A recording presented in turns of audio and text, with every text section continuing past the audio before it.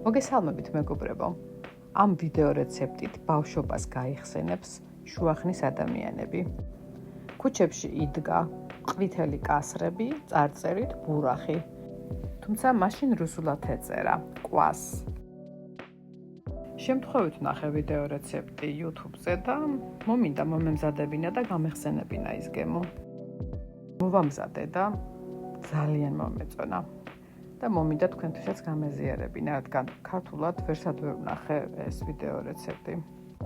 დაგჭირდებათ 1 ცალი ჭვავის შავი პური, 1 სუფრის კოვზი ქიშმიში.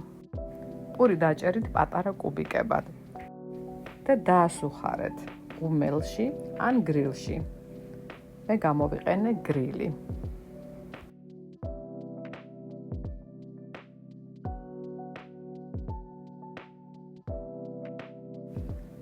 დაასუხარეთ იქამდე, სანამ ძალიან მუქ ფერს არ მიიღებს, უნდა იყოს ძალიან ხრაშუნა პური. შემდეგ გადაიტანეთ 3 ლიტრიან ქილაში და დაასხით შემთბარი წყალი. ძალიან ცხელი არ მოგივიდეთ, თორემ შეიძლება აღარ ადუღდეს. 2 სუფრის კოვზი შაქარი გაადნეთ ცალკე ჭიქაში და კარგად რომ გადნება, ჩაამატეთ ქილაში.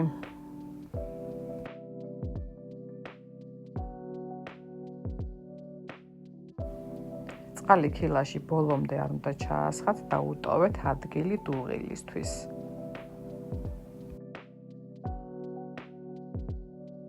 ასევე ჩაამატეთ 1 სუფრის კოვზი ქიშმიში.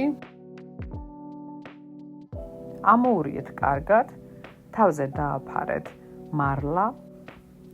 მოუჭირეთ თავზე რეზინი და დადგით თბილ ადგილას, თბილ ზედაპირზე. არ დადგათ მზეზე, არ დადგათ მეტლახზე. გააჩერეთ 3 დღე-ღამის განმავლობაში გაუნწრევლად. 3 დღის შემდეგ მოხსენით თავზე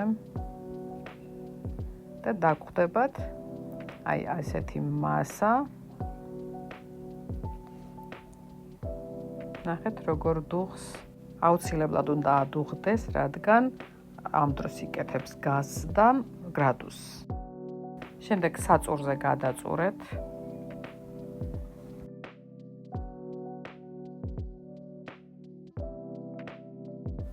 გასინჯეთ გემო, თუ თქვენთვის საკმარისი არ არის სიტკბო, შეგიძლიათ დაამატოთ. ცალკე ჭიქაში გაადნეთ სასურველი რაოდენობის შაქარი და ისე ჩაამატეთ. ჩაასხით აუცილებლად პლასმასის ბოთლში, რადგან შეიძლება შუშის ბოთლი გახეთქოს გაზმა.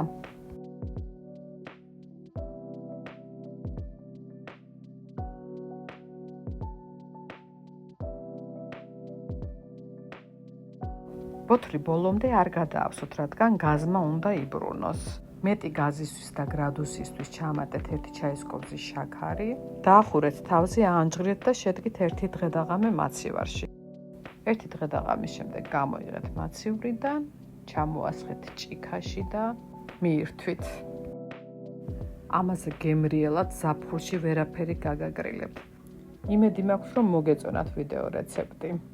ჩემი თხოვნა იქნება, რომ გამოიწეროთ ჩემებური სამზარეულო, მოიწონოთ, დამეკომენტაროთ და გადააზიარეთ, რათა ყველამ ნახოს.